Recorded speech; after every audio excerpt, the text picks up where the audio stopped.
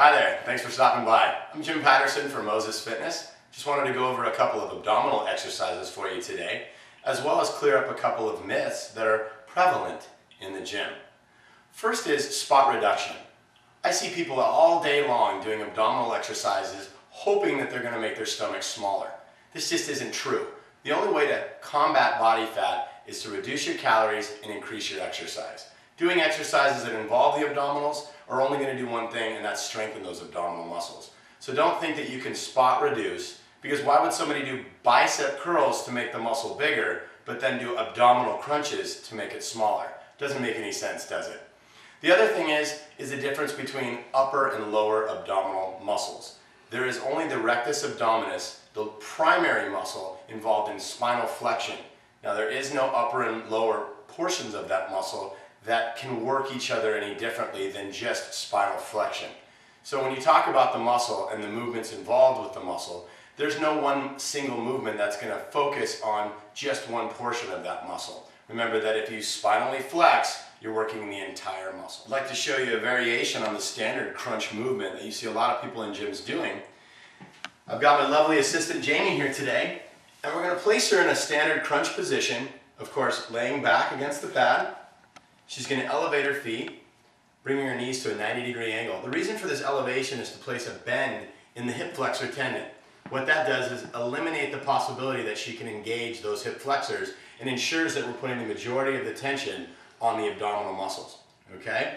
Again, this is a standard crunch looking maneuver, but she's going to place her arms extended out in front of her.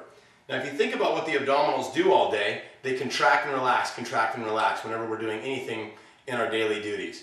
Why would we train the muscle then that way? It's used to doing it. It's become conditioned. Let's train it a different way so that we shock it, creating a new stimulus. It therefore has to adapt to that new stimulus and what? Get better results.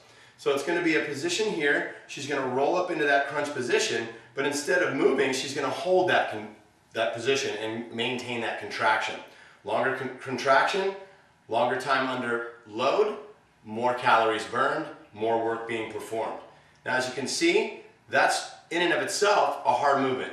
If you were to add just a slight bit of pressure, increasing the resistance makes it even more difficult. Go ahead and relax, drop down, pull back up, hold it for 5, 4, 3, 2, 1, and relax. And now we'll change the pressure that's placed upon her by having her crunch, hold, and just 2 fingers of pressure increases that resistance.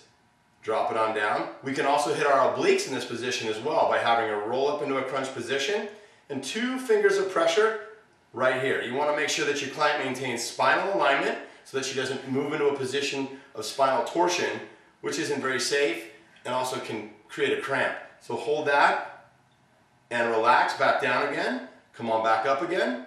You can go from the other side, creating resistance. Perfect. Drop it on back down and come back up into a crunch position again and hold. And again, same pressure right to here. So you got 4 different variations of pressure. Straight down, straight back, and to each side. Okay? Another way that you can do this is you can elevate the legs, put a physio ball underneath it. If you've got someone that's brand new to the abdominal exercises, drop the knees down, drop the feet, bending the knees, excuse me. This is a great exercise because people who are deconditioned probably shouldn't be doing repetitive movements at the spine until they've shown that they can hold a contraction for 10, 20, 30 seconds and then move on to something a little bit more difficult. So keep your people safe, keep them under contraction and under load and working hard, and you'll see great results. Thanks very much.